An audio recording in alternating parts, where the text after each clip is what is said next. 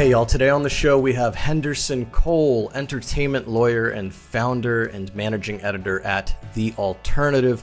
The Alternative is a music blog, publication, whatever you want to call it, that has been around for quite a while. It started as a radio show and it is still going as a blog, but Henderson also is an entertainment lawyer, like I mentioned. So we get into the legal part of the music industry a little bit and why musicians should consider having an attorney on their team. As always, if you want to support us, you can do so at tapeclub.substack.com. All right, here's my conversation with Henderson.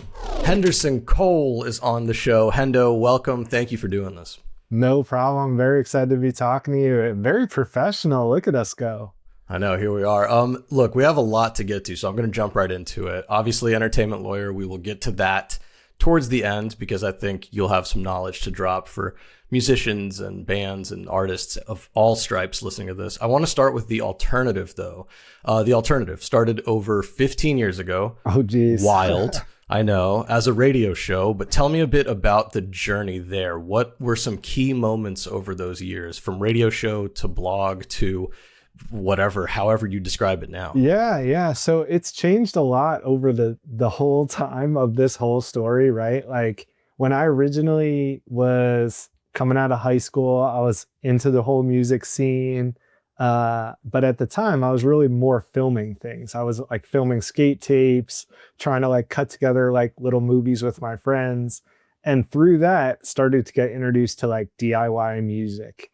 I grew up in like the suburbs in North Jersey. So there was like a strong basement scene, but there wasn't a huge connection to like big city, like successful artists or anything like that. So getting exposed to like basement bands and then indie bands and punk bands and people who play in parking lots or like small venues, that was so incredible to me. The access and the ability to do things with really no budget at all, just like start something on your own and start building it, right? So when I got into college, the first thing I did was like start investigating the music world. And I went to University of Delaware and they had a college radio station where you could be like on the digital station or whatever, like broadcast on digitally across the campus. And they wouldn't ask you to do anything. Like, I think they told me to play ads and I just never did. And nobody said anything in 4 years. So that's how tightly they were monitoring me. And then that show ended up just being called The Alternative because I wanted to like be edgy and like different than K-Rock, which was like the big rock station of the time, or other college shows that were like playing Modest Mouse or whatever, you know. It was like 2008, so that was what was on the radio, you know. So I started doing that as a radio show, and it was pretty successful, and I had a lot of fun doing it. But during that time, I started getting more interested in music press. Like, what could I do with this? Could I start a label? I started learning about music law a little bit. But I interviewed and then ended up working as an intern for MTV, writing questions for interviews. And one of my biggest experiences that I remember from that was interviewing the teen moms, because I got to MTV and I'm like, I'm going to talk about music. I'm going to bring the punk bands that I know. I'm going to talk about them on MTV. And instead it's like, interview the teen moms, you know? I also wrote stories about Justin Bieber, I remember. Jake Gyllenhaal, that was another one I had to write about. So I was doing those like celebrity stories. But in the meantime, I learned how they like run their websites, you know, all their different blogs that MTV was creating at the time. And when I left, I was like, well, I don't want to do that. Like, that was pretty terrible. Like, I had a lot of fun experiences and I met some really cool people while I was working there, including some cool artists, but mostly I wasn't able to talk about music I liked. I wasn't able to play music I liked. So I took that information and brought it back to my radio show, started getting a little bit better at everything. And then I graduated and I couldn't be on the radio anymore. So I was like, what am I going to do with this? And how it originally started was very similar to this call. I would just do Skype calls, because Zoom didn't exist yet, with different artists that I knew. like through the radio or just reached out to, and record them and post them on YouTube. And I was pretty early to doing that. I wasn't like super huge at it or anything, but everyone kept telling me, you need a blog. You can't just have it. Like, you know, it's like totally backwards of now. And everyone was like, you need a blog. You can't just have a YouTube channel. And I thought about it and I was like, you know, if we had a website, then I know how to make them from MTV. We can start posting my interviews there. It was just me. There was nobody else working there. And as soon as I started posting things on the blog, I realized like, wait, I graduated college. I want to go to law school. I want to start pursuing entertainment law, but I can't do this by myself. So I started asking people within the music scene, like, hey, do you want to join this endeavor where we can post anything we want? And it's kind of a personal blog, but it's growing.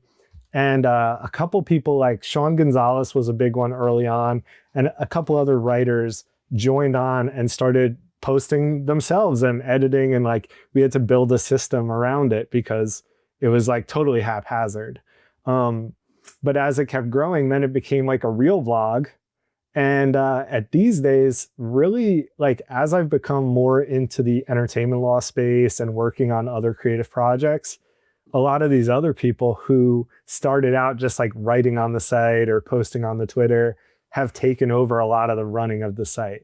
So I definitely never wanted to shut it down because it was like had an audience and it was doing great and I built it for all these years.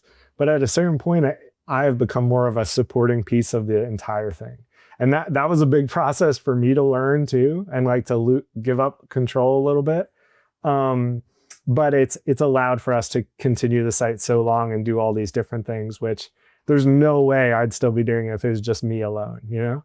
Yeah, the giving up control thing is really interesting because it had been like your baby since like 2009. So what was there a certain moment where you can go back to that you remember where you had like an epiphany, or was it something that happened over time? Like I like to imagine there was like one article where like you were just like up until 2 a.m. editing it, and then you were just like, wait, I need to let them cook. Like this is not a me thing anymore. Yeah, well, there were a couple different moments, you know, and as someone who creates yourself, like I think you can definitely relate to this where someone would post something and I didn't love how it came out. Like I would edit it or whatever, but maybe I didn't agree with their review.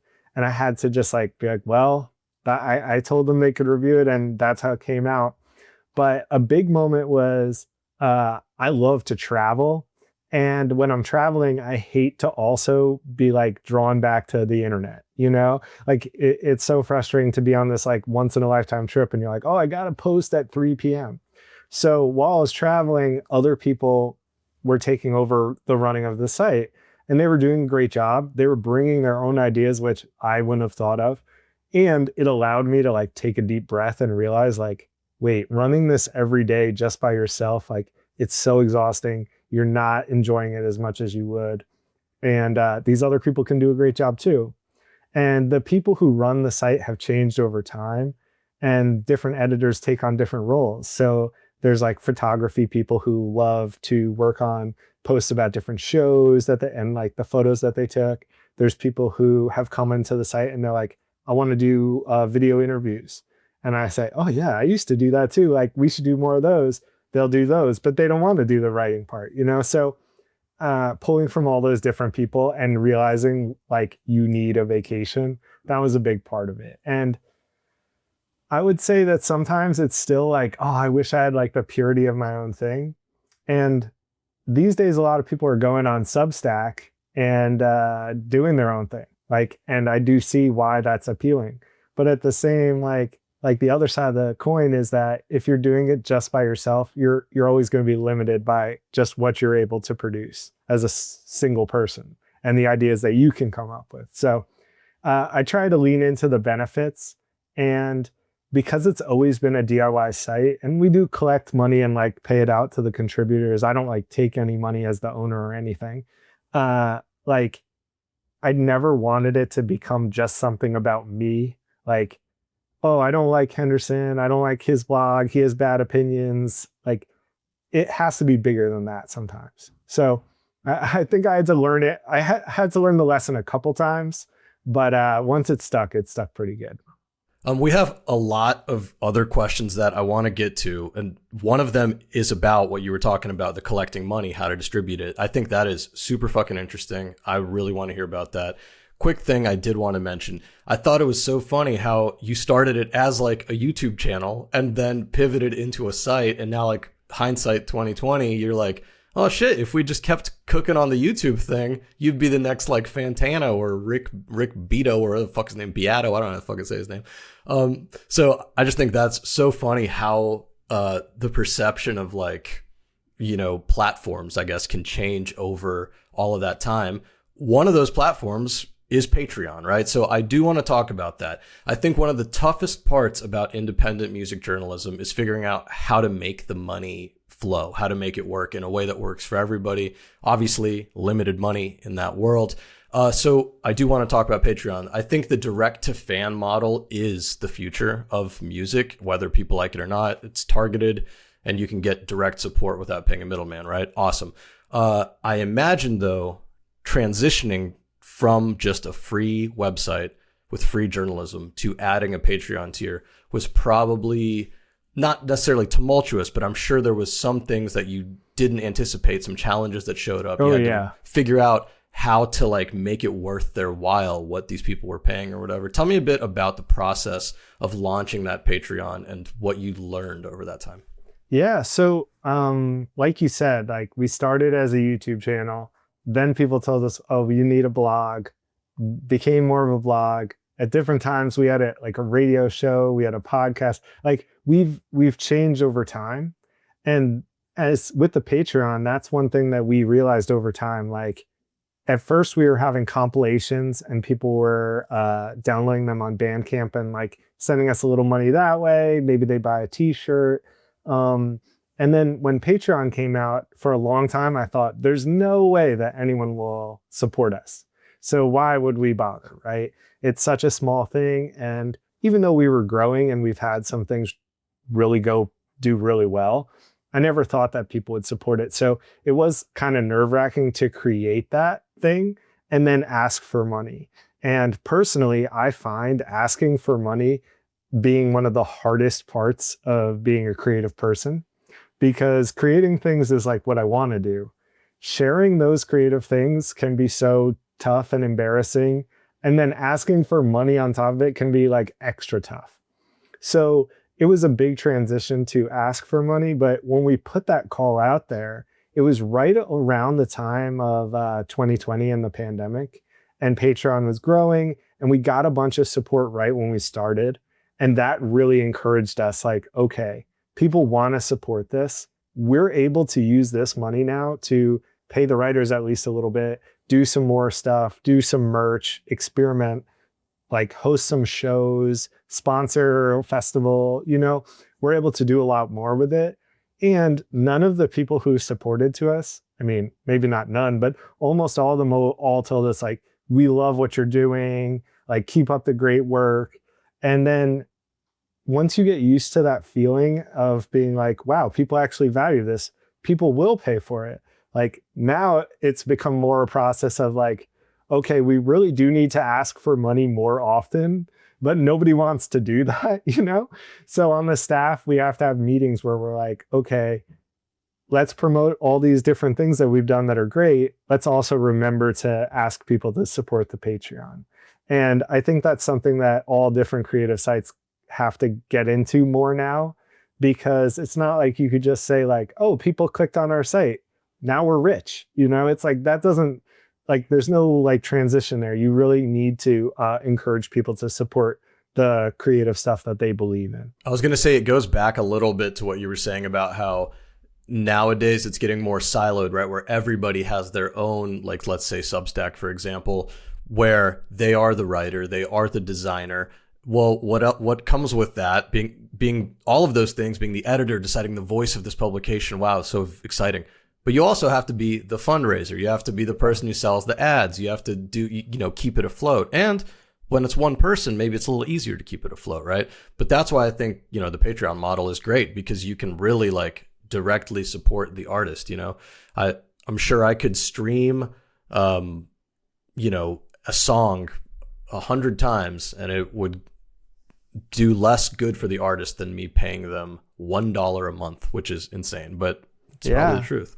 Yeah. And that's something that I like with my career in entertainment law, but also being a creative person myself, have always had to like try and encounter and try and figure out in my own mind, because it can kind of break your brain sometimes if you think about it too much. But I encourage people, like, if you like an artist and you see them live and you just want to tip them $20, I think they'll really appreciate that. And that will like be a huge thing for them. Imagine if after a big show, everyone tipped the artist. That would be a total game changer in the industry. But that's not really a common thing, at least not right at the moment. Yeah, that's a good way to put it. Like right now, the idea, it's always transactional, right? It's like, well, if I give you money, what do I get? You know what I mean? Like, oh, I'll buy a t-shirt to support you. But if you really want to, you could just hand them money. You don't need the t-shirt. I think you may have uncovered the next wave of merch table, I guess, I'm trying. Ideas. I'm trying. I mean, especially for opening artists too, because if you're seeing a big artist and they are getting a lot of the ticket sales and stuff, like they probably still could use tips, but the artists that open for them definitely could. And a lot of people want to support them, and maybe they say, oh, I'll buy a vinyl. But you could buy the vinyl, or you could just give them money, or you could buy a CD, or you could, It's very interesting. I'm torn on it, because now I'm like imagining if somehow that got clipped and found like r/no tipping. Yeah, well, that's the thing. You hit that last chord and you turn the iPad. You're like, all right, if you guys want to hear one more song, I'm gonna need something. Yeah, and that is the thing that we're battling against. Like I said, that's not a common thing right now in the culture to tip the artist directly. But on the like journalism side, on the media side, that is kind of more a thing, and Patreon is kind of like, well, if you like us, give us some money. And we've been surprised how many people will donate up to us on Patreon, and then we'll say, oh, we owe you this t-shirt, or we owe you this. And they'll be like, we don't really want it. We just wanted to give you money. And that feels great. But it just goes to show even more so that, like, if you ask, and also if what you're doing is of value, there are people who will support it. Unfortunately, when the economy gets harder, that becomes tougher for everyone, And that's the situation that we've run into right now as a site, where it's harder to collect donations than ever, and a lot more things are expensive. So we really have to be like tactical, which is a change, because normally I just try and do whatever we can with whatever budget we can. But now we have to be a little more careful. Like, we can't run out of money and the site like be shut down next year, So it's a little more planning than we anticipated, but it's at least come together. And I think that we're all finding our ways through these changing situations. Yeah, I mean, it sounds like it's going pretty well and learning a lot as you go. Last question about the alternative stuff, and then we'll get into the law stuff. So I always ask people on here, because there's people from different walks of life, different parts of the music industry, even people who aren't in the music industry, how they measure success. I think that is always an interesting thing. I feel like with publications and media outlets, historically, those things are views, engagement, clicks, stuff like that. Do y'all give that any credence at the alternative, or is it sort of like very qualitative, almost like we made something that we're proud of, here it is, we don't care what happens to it? Yeah, so that has been another thing that we've really discussed a lot among the staff, right? So we have some ways to track the views on things, and certain things that we do will get a ton of views. And other things that we do won't get a ton of views, but the people who like them really, really like them.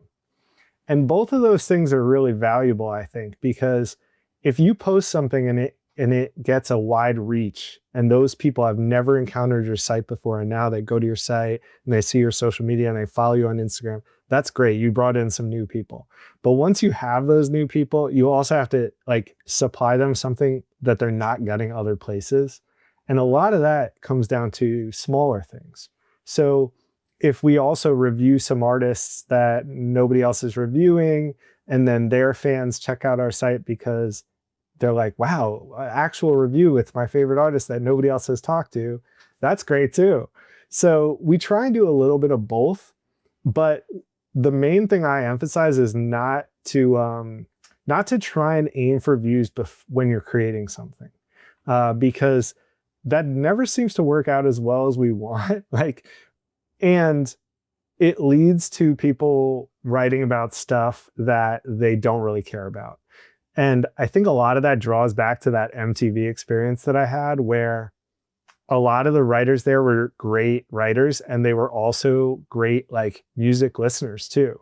But what they were being told to do was find the things that would get the biggest reach.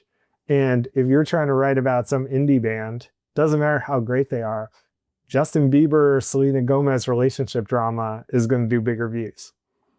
But you see now with MTV and how it's deteriorated, if all that's left is this pop culture news stuff, you're not still bringing that value of engaging with culture in a new way. I was going to say it ties back to even what we literally just talked about, the Patreon thing, right? It's would you rather have 10,000 people all partially engaged to one small thing that gets posted maybe once a year? Or would you rather have, 250 people who are diehards who are in it every single day? Because that'll add up quicker than one quick hit, So it makes sense. I do want to get into the law stuff because we you and I are both talkers. We love fucking rambling. And let's get into the law stuff. This is where the sauce is going to happen for all of the independent musicians who are listening. So, big picture. What can attorneys help musicians with, and where do they come into the picture? That is a great question. So I like to tell everyone that I never worked with an entertainment lawyer until I became an entertainment lawyer. I was doing all the writing. I was doing all the blogging. I started a DIY label. I was booking shows. And in all that time, I never had the money. I never had the access to entertainment law. I was kind of just figuring it out as I went. And when you're doing that, even if you're good at it, even if you have a talent for it, you're going to make mistakes. And as your project grows, there's going to come times where you need contracts, or you need protection from something that has gone wrong, or you need protection for your intellectual property, like your masters or your trademark in your name, or all different things, right? So that's where I come in, is to help artists, number one, to understand the industry, because it's so complicated, needlessly so, I think, but it's very complicated. So to help them understand the industry, but also to help them understand what they're being offered. If a label comes to you and they're making an offer, what does this offer really mean? How does it compare to other offers? Can we negotiate? What does that look like? So I bring a lot of that business acumen to people as they're growing. And usually that is when lawyers will come in, is that a project will start and it's going and it's starting to gain some momentum, and it's starting to be worth the money to invest in a lawyer to help it grow. Then I'll get involved in try and make sure that nothing bad happens to start out, maybe at just helping a little bit here and there. And then as it keeps growing, then I'm needed more and more because there's more contracts coming in. The offers are more complex. Maybe you're trying to do some complex moves like buy back your old label deal or something. And then I'm much more a part of the picture. On the high end, lawyers on superstars, they also have to worry about protecting their assets, protecting their trademarks, all sorts of things like that. So it accelerates from lawyer, please help me. What does this contract mean? To Taylor Swift's attorneys. She probably has got 30, So I try and exist as a solo independent attorney, and I have my own firm. I try and exist in that for those bands starting out and as they're moving up. And then we'll see how it goes. I mean, I work with some people that have grown pretty big and now have become a bigger part of my practice, but nobody Taylor Swift size yet. So I'm still able to handle it. It's funny. It's it's just like the alternative. It was just you, and it's just a matter of time until you start bringing people in, and then they start bugging you on vacation, and you're just fucking handle it. I want to know, at what level should musicians start thinking about having an attorney as part of their team or just someone they can contact? Because I think like when artists are really small, it's like, yeah, you might have a few things that you could use someone for to help you with a deal or whatever. But I would imagine a lot of smaller artists just don't think the juice is worth the squeeze. They're like, why would I pay extra for lawyers who are notoriously expensive? Yeah. When I'm already like not making anything. Plus, like, who the fuck would want to work with someone who doesn't make a bunch of money? I don't know. Tell me a bit about it. What level they should really think about it. I think usually people should bring a lawyer onto a creative project at a smaller scale than they think, because a lot of artists starting out and it's starting to do well and they get offered a deal and they're still small. So they just sign the deal. And then that deal affects the next 10 years of their career, right? And if they keep growing and they're stuck in a bad deal, it's too late for a lawyer to really help. Maybe they can help a little bit, but like they really should have been there early. So normally I tell people that once you start being offered things that are going to affect the long term of your career, you at least want to have a lawyer look at it. If it's like a contract to play a local festival and it's a one night thing, if it goes wrong, yeah, maybe you'll lose out on some money, but like the band's not over. If you get offered a 3-album deal, even if you're a small band, you probably should have a lawyer look at it, at least to make sure that you're not making like a big long-term mistake. At a certain point, you're going to want a lawyer to be involved for the long term so that every time you're not approaching a new lawyer and explaining to them who you are and what your situation is and what you're, so I would say once you're starting to deal with like labels, managers, publishers, or if you're independent, if you're starting to make a significant amount of your income from this project, you probably want a lawyer involved. Any last parting wisdom for musicians when it comes to deals, contracts, licensing, general legal concerns? Anything that they should just like one nugget that they should always think about? I'll give you 2 quick ones. Every single time you should negotiate. I think that my whole career has been built around negotiating. It started with playing Madden, and when you'd sign those free agents, I'd be like, gotta knock that down 100,000. I need to save some room for another cornerback. But like once you learn, okay, I need to negotiate, this is going to pay off, and that the other side often is not at all offended if you're negotiating like in good faith and you're being reasonable and just saying like, can we improve this number or this? Like it's going to pay off over the length of your career if you're able to negotiate.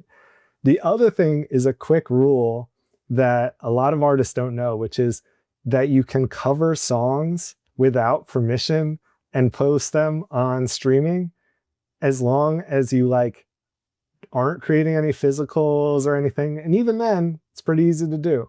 Because I've been approached so many times with people who cover songs and they don't know what they need to do to release them. And the short answer is usually, as long as you credit it properly, you can put it on streaming. And if you create physicals, you can pay like a license, but it's relatively easy to cover things. So definitely learn more about the music industry and learn some of these tricks. And you'll realize over time that the people who know what they're doing are able to make things happen that wouldn't normally work out, when they have that advice, when they know the rule book, they're able to achieve things. And a lot of clients have been able to pull off some really incredible stuff. But I'm always learning too, things are always changing. Yeah, it makes sense. I really want to also just shout out that first tip. You always have to negotiate the thing. If you say yes to the first number, you lost. Let's do this. Let's take a quick break. When we come back, we're going to get into your mixtape. All right, we're back with the mixtape. So, Hendo, tell us a little bit about the theming of this mixtape. What went into this one? Oh, man. Okay, so I have to say, you told me to limit it to 6 songs, and it was tough. I was like, what am I going to do? I could go any different direction. I decided to go with songs that are meaningful to my entertainment law career, by clients that I worked with, but also songs I really like. So I got it down to like 15, and then I was just cutting all night, you know? Like, so I have so many people that I've worked with that I've loved, and so many songs that have like totally changed my life that I've also lucky enough to have been a part of on the work side. Um, so this is like six that I really think will make a difference and at least are easy to tell a story about, you know? Amazing. I'm just imagining you at like 3 a.m. at the cork board smoking cigarettes, like trying to. Not that far from the truth. The first track on the mixtape is called Broc, and it's by Prince Daddy and the Hyena. Does that sound right? Yes, that's correct. Tell me a little bit about this one. Okay, so Prince and the Hyena are a band I've worked with for years and years. They're from Albany, that area of New York. Great band, like emotional indie rock, punk rock. They've like changed a lot over the times. But this is one of their earliest songs, and it's called Broc, and it's about working at Panera and how much that sucks. And it meant a lot to me when it really came out, because I had worked at Panera in college among many other shitty jobs that I had. I was a janitor. I worked at a banh mi Vietnamese restaurant, but I did work at Panera, and that was rough. And at the same time, Corey, who's the vocalist of Prince Daddy, was also working at a Panera and wrote this song. And I remember listening to it and being like, he gets it. You know, he gets how much this job sucks. I still eat Panera, so that's something. But it's definitely gone downhill, and that job is way in my past. But whenever I listen to the song, I think back to working at Panera, like hiding my headphone, like so that I could listen to it, you know, because you're not supposed to listen to music, and being like, one day I'm going to work with a band like Prince Daddy. And as soon as I was in law school, I talked to them. I did an interview with them. And then I told them, like, as soon as I can, I would love to represent you. And they didn't know anything about music law or the industry or anything at the time. But later, we did end up working together, and now have worked together for years and years. And their music, I think, has gotten better and better. But an old classic song of theirs like this, like, really brings me back to that feeling, you know, of like getting into the music industry and the whole like world outside of music. That's amazing that it all started over a little broccoli cheddar. I want to ask, how frequently is it that you're the one like reaching out, I guess? Because I imagine clients come to you. You probably don't go to the potential clients that often, right? This just happened to be a one-off case, maybe because it was so early in your career. I would say it's more often than not that I approach people. A lot more come to me nowadays. Like, someone will reach out to me and or someone will refer a different artist to me, and that really has made the difference in my career, like bringing in a constant flow of work. But I'm always listening to music, and when I hear something and it's by a band that's like not obviously already represented by 100 lawyers, I like to try and reach out and say, like, if you ever need a lawyer, like if I have free time, I'd love to work together, or at least talk about it. And when I was starting out, that was every client, you know, because nobody knew who I was. And if anything, it really helped that I'd come out of this creative world, and I was like, had some, like, I don't know, trust in that world where people were like, oh, this isn't just a suit, you know, like he's been to Fest, he's eaten at Taco Bell with us, he knows our stripe, you know.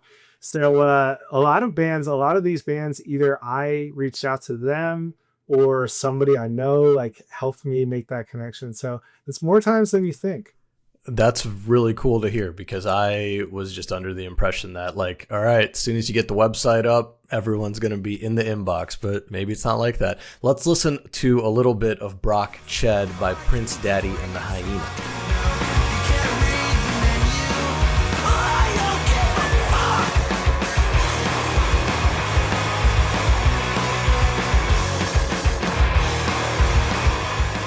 Next up, Oso Oso with The Plant Mouth. So tell me a bit about Oso Oso. Oh, man. So Oso Oso is another band from the early time in my career that I still represent to this day.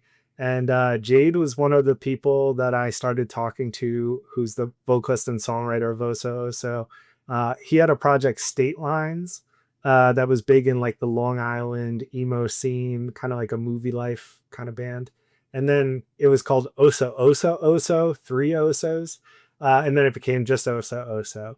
And it was a band that I was a huge fan of and supporter of, and just went to go see them even when they were playing in front of like 10 people. And when I became a lawyer, I just always was like, if anything ever happens for you, I think like if you could really be successful, let me know. I'd love to help. I'd love to give you some advice. And he was like, do you want to manage me? I'm like, no, I'm a lawyer. Like, I'm trying not to manage artists. Like, I just want to like work on your contracts. So Jade's an interesting character, and he wrote this album, the Unahan mixtape, and he just released it himself on Seal Mountain Records, which was like his own like imprint, right? And we all told him like, this sounds so good, you should have shopped it around. And he's like, no. But it's ended up that the album was successful, and I love this song, The Plant Mouth, and then offers started to come into him, and it really like changed his career, and it also brought me into the fold, in that now there was something to work on with him that was of size, to make it all make sense. And really changed our lives in a lot of ways. But it also is another one where it's like, this is somebody who I was a fan of, and then I was a friend, and then I was the attorney, and all along the way, like I've always supported the work itself. So it's been very cool to see. Question about the artist, or not the artist, but the manager and lawyer, I guess, kind of blurred lines there. Because you mentioned that they're like, you want to manage me? You're like, not really. I'd rather just look at the deals. How frequent is that there's like a blurring of the responsibilities there, or people, think of you as one thing and you're like, actually, it's not that. Yeah, it's very different in different fields too, So in music, the manager is there day to day, helping with the tours, helping to like, where are you going to stay? What studio do you go to? And the lawyer's there more for the big long-term decisions, the contracts, the things that are specifically legal, but also like what label might be a good fit, Whereas the manager might be like, what venue are we going to play in this town? In other areas, though, if you go into like sports, where your agent is kind of your lawyer, but also a little bit like your manager. And then I've also started working more with like film and books. And in that world, it's totally different too.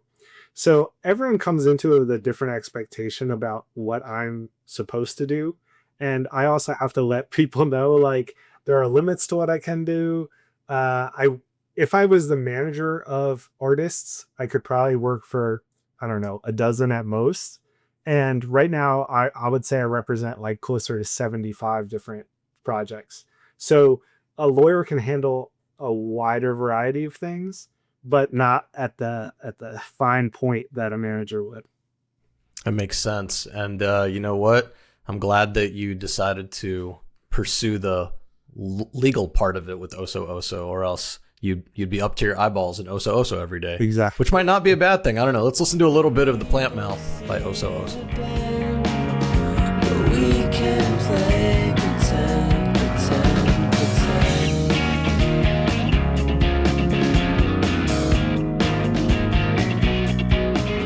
Next up, Wednesday with the song called Billboard. Tell us a bit about this one. Oh man, so Wednesday is an artist that's really grown over the last couple of years and become a much bigger part of my practice and a bigger part of my life. But Carly, who's the vocalist and songwriter of Wednesday, I had worked with on different bands. She was in a band called Pictures of Vernon, and then a band called Diva Sweetly. And I wasn't that involved in those projects, but I was like, wow, Carly, you're super talented. One of these days, you're going to be doing big things, And then when Wednesday came out as a project, even more so.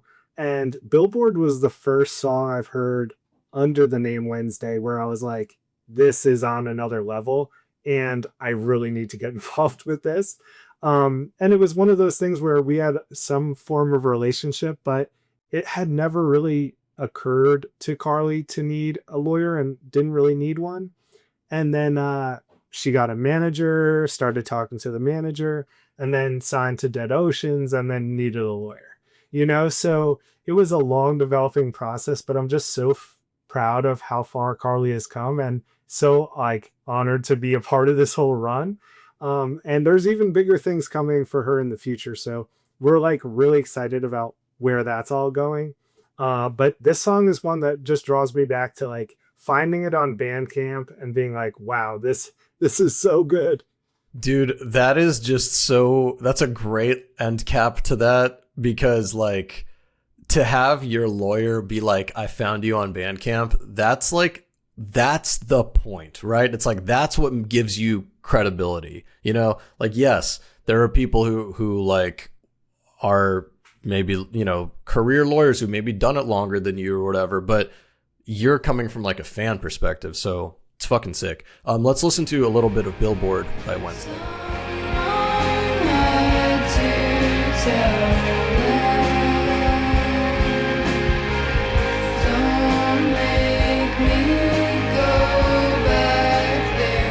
Next up, the song is Boomer by Bartees Strange. Tell me a little bit about this one. Oh man, Bartees is another person that I've worked with for a long time.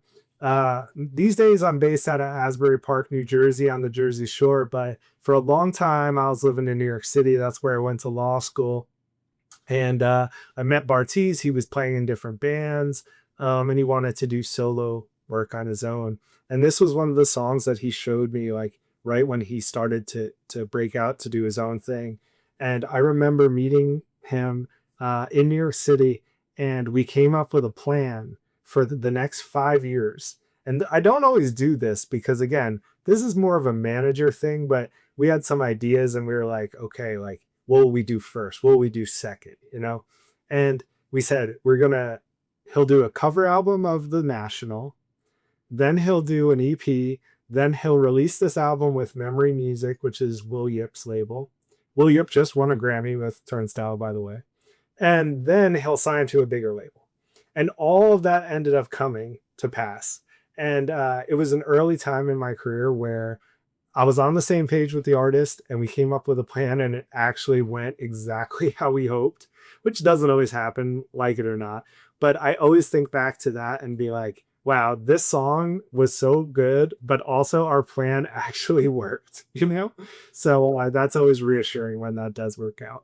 The craziest thing with a plan like that is that like, it takes a lot of commitment. That's a long plan. Like, it's easy to say, this Friday, I'm gonna run a mile or whatever. And then you run it and then it's over. But if you're gonna say every Friday for 5 years, I'm gonna run a mile, you probably won't. Yeah. A lot of people ask me stuff like that, like, oh, you work with them for a year and then it works out. Like Bartees, Oso, Prince Daddy, Wednesday, all the ones we talked about so far. Like, it was probably 4 or 5 years of releasing something, pushing a single, trying to do this, trying to make a tour happen, like a lot of time to coming together before you can really make something happen. And in music, it is a long game. So sometimes you got to be willing to do that.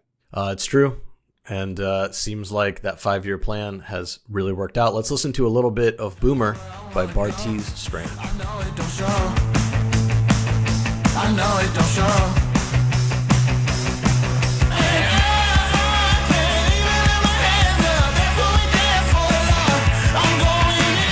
We got 2 more left on this. This next one is by Roar. It's called I Can't Handle Change. Tell me a bit about this one. Oh man, this is truly an amazing track, right? So Owen, who is Roar, used to play in the band AJJ, who I also represent.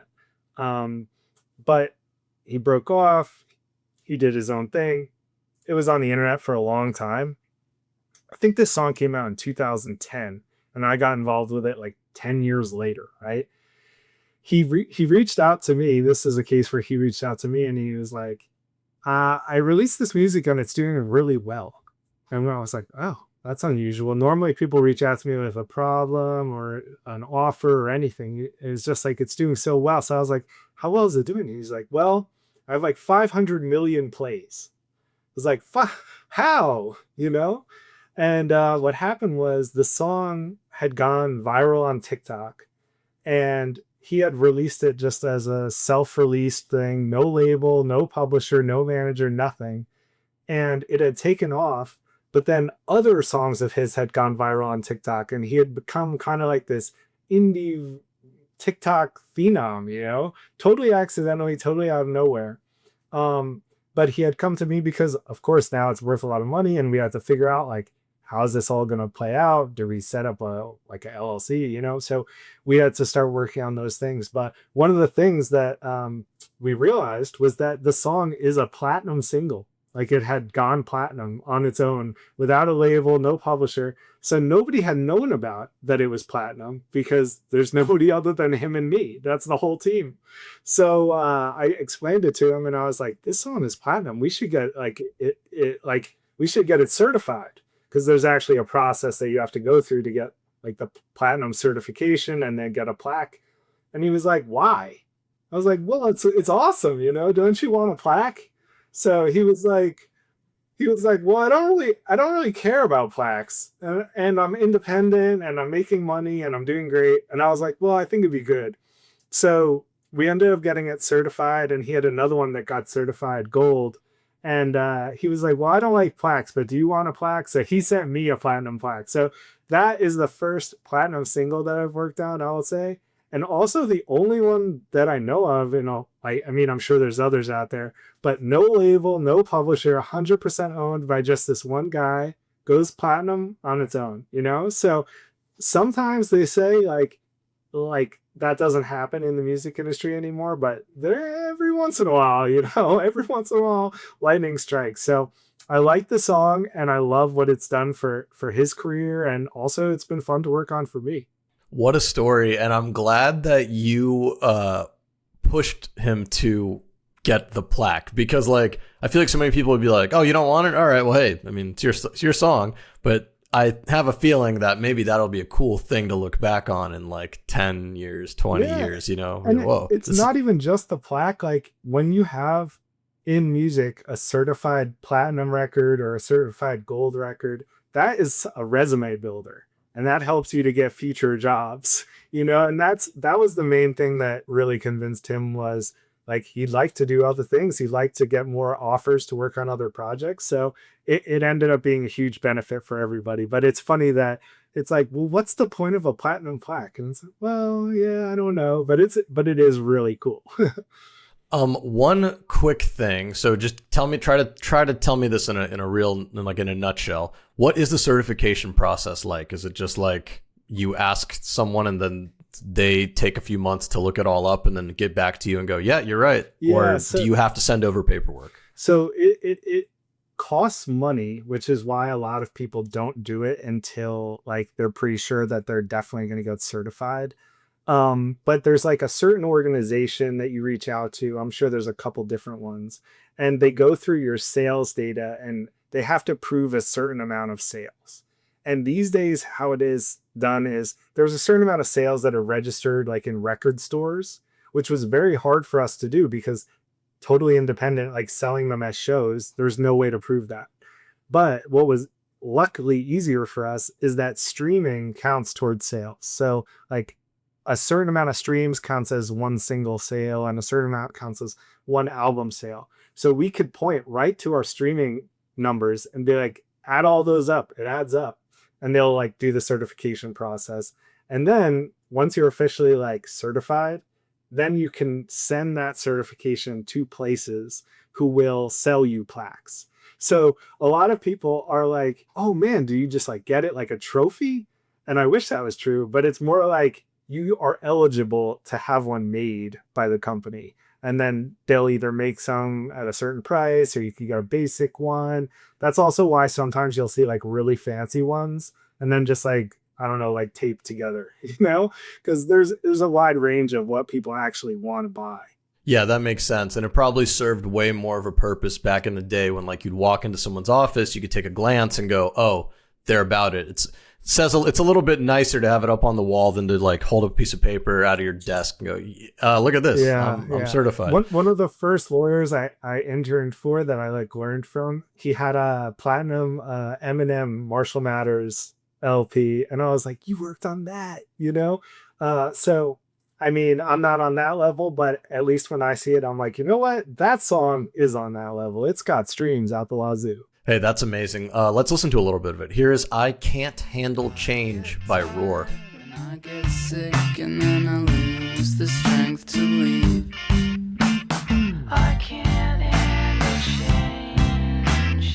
I can't handle change. And finally, the closer, it's called TLC Cage Match. It's by indie darling MJ Lenderman. Yes. Tell me a bit about why this is the closer. Yes. So we talked about Wednesday earlier, and I have to thank Carly again for introducing me to Jake, who is MJ Lenderman, because right when she was starting out her own music, he was starting out his own music. He was leaving another band. He was having issues. And she said, "You need a lawyer, Jake. Get this guy." So he reached out to me, and I've been working with him pretty much since the very beginning. And at first I was like, wow, this is great music. I love it. Like, we're working on a couple small records together. And then when this album came out, both songs really started to catch on online, but I loved it so much, especially this song, which is about kind of all the wrestlers that we grew up watching who are now like beat up and like passing away young, and like the strife of life and all this, right? It's a really deep song. And the fact that this young kid at the time was writing it, he was in his early 20s, was like totally blowing me away. So I knew that there was huge potential there, but even still, I didn't expect it to happen as quickly as it has, where he's always messaging me now like, "Oh my God, I met Shaq. Oh my God, I'm on Adam Friedland's show. Oh my God, I'm on Jimmy Kimmel," you know? So it's been great to be a part of that process with him and just watch his growth as a writer and as a person. But this song has still been a favorite of mine, and one that I come back to, even though now he's GQ like rocker of the year guy. I still remember this both songs track, and I'm like, that was the kid that I knew, like he was watching that 90s wrestling and writing songs. Yeah, he's a really, really brilliant writer. Like, the way he writes, he just has a knack for like finding these very like kitchen sink, just like dead reality moment. Like, they're just, it's real. It's like, it's just a thing that you wouldn't even think anything of it. It's just a little throwaway, but he'll use it as a device to like cut to like, you know, real emotion. It's very cool. I think he's a very, very talented he does writer. it. And the fact that he was able to do it at such a young age and develop his writing, because when I started working with him, there was like little hints of that would come in, and then songs started to get a little better and a little better, and like his scene grew up around him. That whole Asheville scene that Wednesday was also part of, and like other bands that have come out of that scene all start to get better and push each other to get better. And he was able to really step up his writing, and I think come up with some very almost like stand-up comedian, like how they're always writing in notebooks, like one-liners. He'll write one-liners, but then he'll find ways to build those into a song, which isn't normally the next step that people take. It makes sense. I mean, they're jumping off points. I think a lot of people are super talented at coming up with those lines, but honestly, they just don't fucking write them down. They think that, oh, that's a good line, I should make something about it. And then they don't, right? Yeah. It's the same thing as like, you know, you talked about that 5-year plan. A lot of people dream, but then they don't do it, right? Yeah. So I don't know. It's cool that MJ Lenderman did it. Let's listen to a little bit of TLC Cage Match. You just need to take some of these.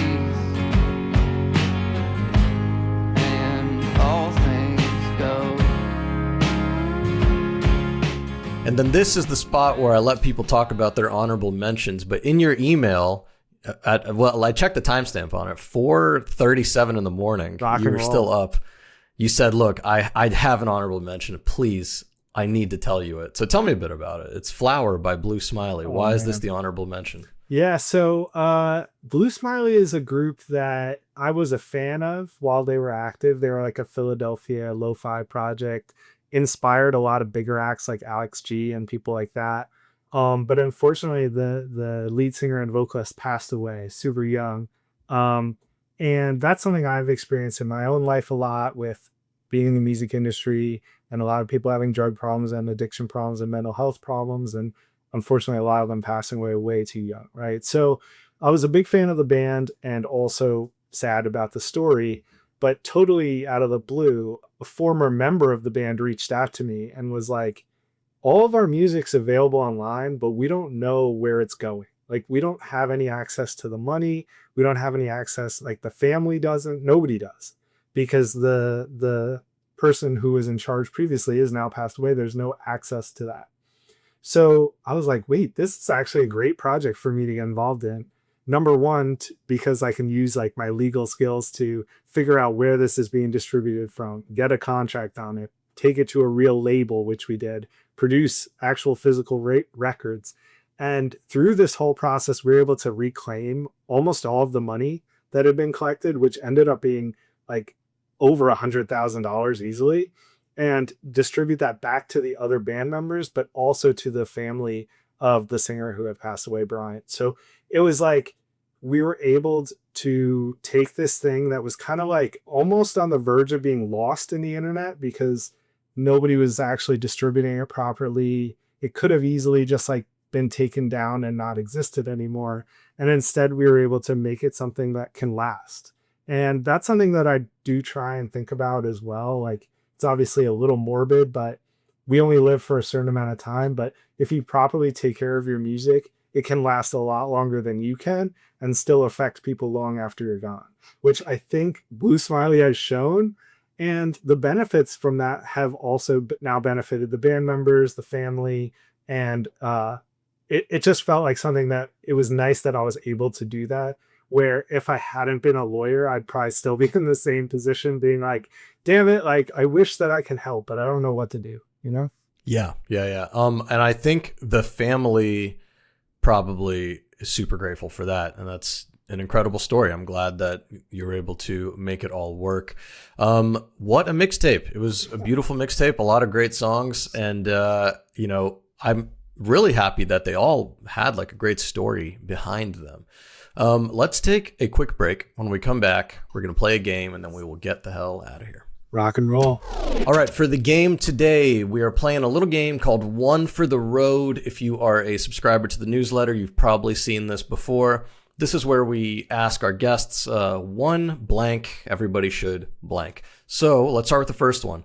Henderson, one artist everyone should see live. All right, so first of all, I woke up this morning and the first thing I thought was I have to play a game later.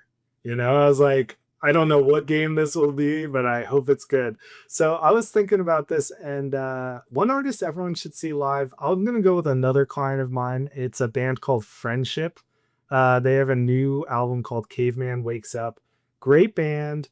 They definitely bring in live. I one time saw them on Halloween and they were covering the Werewolves of London song. But the main reason I bring this up is that someone called me up. I can't really give away too much, but they called me up totally unrelated and were like, you should work with this band Friendship. They're the best band I've ever seen live. And I was like, I already do work with them. Wow, that was great. I'm so glad you said that. So I immediately messaged them and told them that their tour is clearly going well. But yeah, no, great live band. And sometimes different members of them will play with like MJ Lenderman or other bands too. So you'll get a little bit of their live energy at other shows. And if you want to see them live, I pulled this up. I think this is up to date, but they're touring a lot of Europe dates in May. And then May 19th, they'll be in Brooklyn at Elsewhere. So That is the chance to go see them live if you're in Brooklyn. Next topic, one book everyone should read. All right. So I go back and forth on this. My fiction choice, I'm going to say Jurassic Park, because I love Jurassic Park. And the book is actually really good and it's different than the movie. So whenever people are asking me to recommend a book, that's an easy one. Pretty much everyone knows what it's about, but it's slightly different than the movie. So you're not going to feel like you're just already seen it before. And in terms of nonfiction, I'm going to go with All You Need to Know About the Music Industry by Donald Passman. This is a book that's like basically a textbook of every type of contract in the music industry. When I first got into this whole business, I read this thing and not like page 1, page 2, but like I would keep referring back to it. And then he became Taylor Swift's lawyer and did this whole re-record thing. So he's definitely proven his worth over time. But if you're looking for a book that has like the basics of this whole industry, that's a good one. That's a great recommendation. I might take you up on that one. One film everyone should see. All right. I'm going to go Bill and Ted, number one. Love that movie. I like the second one too. Third one a little less. But the first Bill and Ted always cracking me out. That and Dumb and Dumber. You know, I like silly comedies because my job is stressful and I deal with music all the time. So I want something that's completely different. So if I'm not watching horror movies or documentaries about like British castles or some weirdo thing, I'm watching dumb comedies. So I would say Bill and Ted or Dumb and Dumber. You can't go wrong.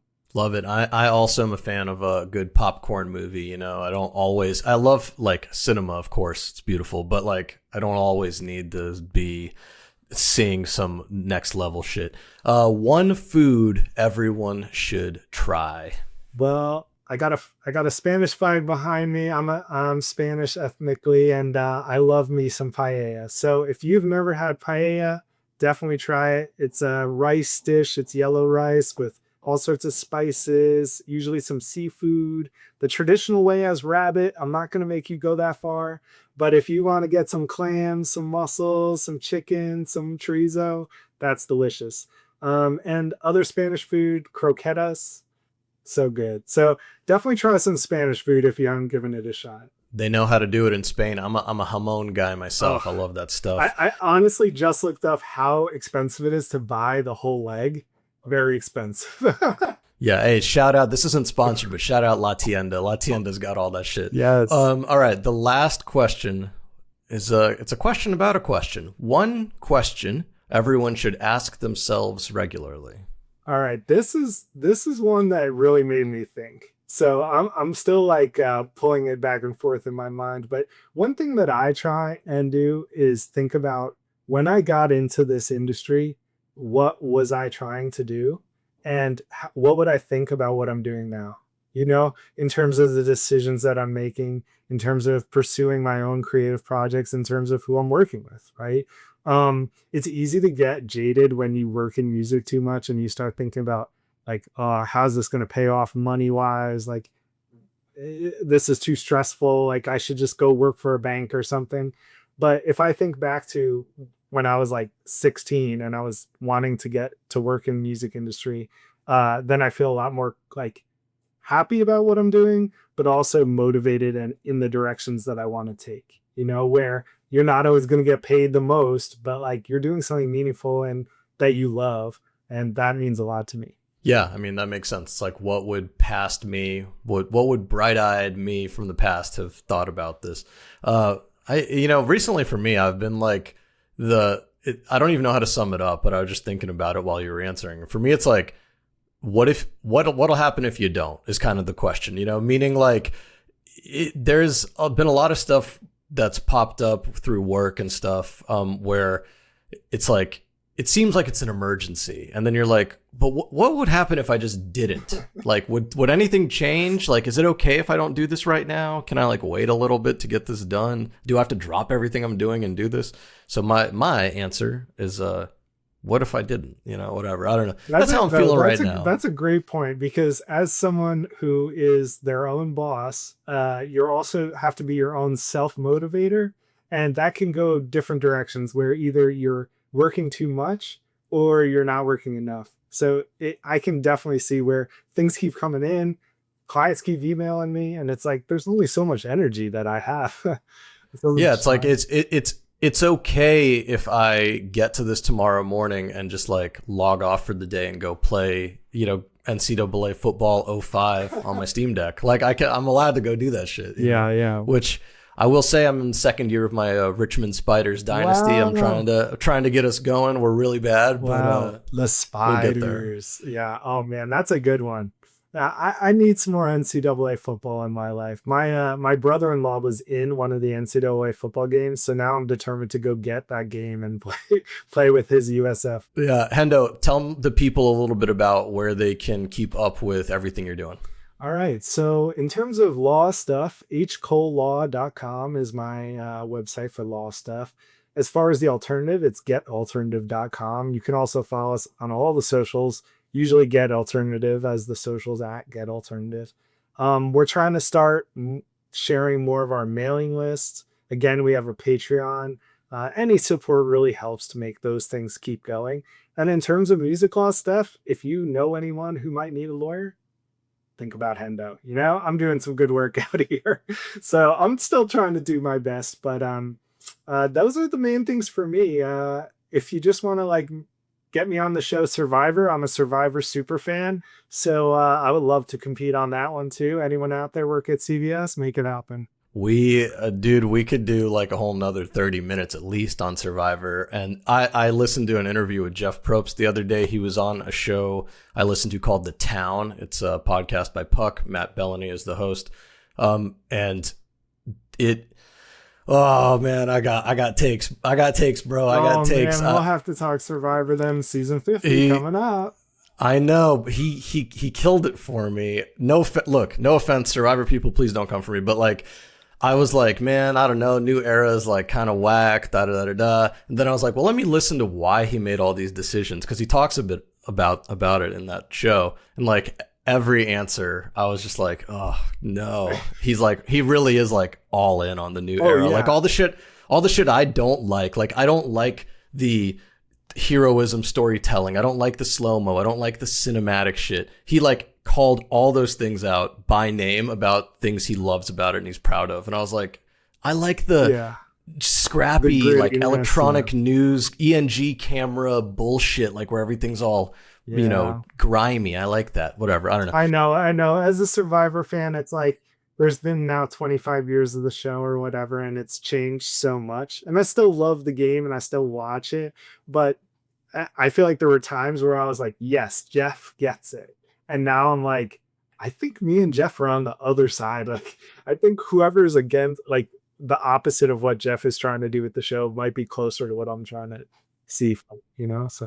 One thing he said in that interview, like, was that, I'm paraphrasing here and I might, you know, obviously don't quote me on this, but it's the idea that like his target audience for this is like family friendly stuff. He wants a kid who's like 11 years old to be able to watch this and like take it as inspiration and feel like good about it and feel like they can do anything, you know? And I get that. That's very noble, but I don't want to see that shit. That's maybe not Survivor, you know, that's maybe not the show for that, but exactly, that's more like Amazing Race pilled, you know, where it's like it's positive fun stuff. But I don't know, whatever, we're getting way off topic. We'll talk more soon. Listeners, viewers, if you want to support us, tapeclub.substack.com is the place to go. You can sign up for the actual Tape Club part of this, or you'll get these little cassette tapes every quarter. You can see this one's December 2025. The next one's going out, let's see, if this episode's posting on the 26th, the next tapes should already be in the mail, if I did my job right. But those are there. So go tapeclub.substack.com, go sign up. Look, shout out to our associate producer, Alivia Stonier, and shout out to Jamie Halliday for helping with booking. Obviously, shout out to you, Hendo, for being on the show. And listeners, viewers, I will see you next time. See ya. The J-Card podcast is a fully independent production. It is made possible by listeners and viewers just like you. So if you want to support us, tapeclub.substack.com is the place to go.